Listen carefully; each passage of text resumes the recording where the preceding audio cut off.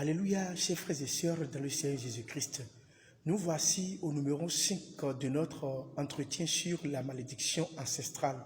Oui, comme nous l'avons développé dans les numéros 1 jusqu'au numéro 4, beaucoup de personnes aujourd'hui souffrent sous le joug de la malédiction ancestrale. Nos pères, nos arrière-grands-parents étaient peut-être des vendeurs d'esclaves, étaient peut-être des assassins, des menteurs, des voleurs, étaient peut-être des tueurs à gages.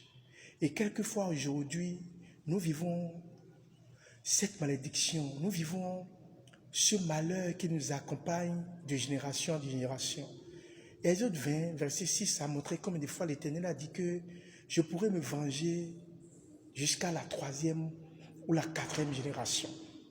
Et comme nous l'avons dit aujourd'hui, nous tous qui aujourd'hui sommes dans des problèmes, nous qui vivons des problèmes, nous qui sentons des problèmes, quelquefois, pas toutes les fois, mais quelquefois, nous ployons, nous souffrons, nous pleurons sous le joug de la malédiction. Les pères ou les grands-pères ou les arrière-grands-pères ou les ancêtres, entre-temps, étaient peut-être des personnes qui tuaient, qui vendaient, qui vilipendaient, qui assassinaient, qui mentaient. Peut-être nos arrière-grands-parents étaient des personnes qui passaient de maison en maison pour acheter et vendre des hommes. Peut-être nos arrière-grands-parents étaient des personnes qui étaient prêtes à tout pour dénigrer, pour tuer, pour affamer, pour assassiner. Aujourd'hui, beaucoup de personnes doivent demander la miséricorde divine. Oui, rien que la miséricorde divine dans nos vies, dans la vie de nos enfants. Parce que ce que les pères ont semé, quelquefois les enfants récoltent les frais. Quelquefois les enfants récoltent ce que leurs arrière-grands-parents ont semé.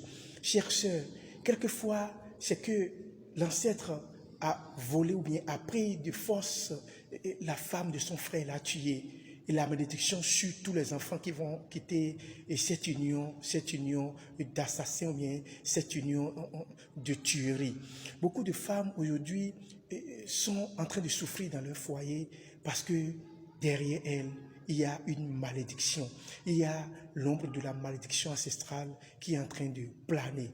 Je voudrais aujourd'hui demander la clémence et la miséricorde de Dieu sur tous ceux-là qui sont sous le joug de la malédiction ancestrale, ceux-là qui sont en train de vivre des douleurs, des désarrois, des terreurs, des problèmes graves dans leur foyer, dans leur vie, de couple ou bien dans leur vie et de tous les jours à cause de toutes ces malédictions ancestrales.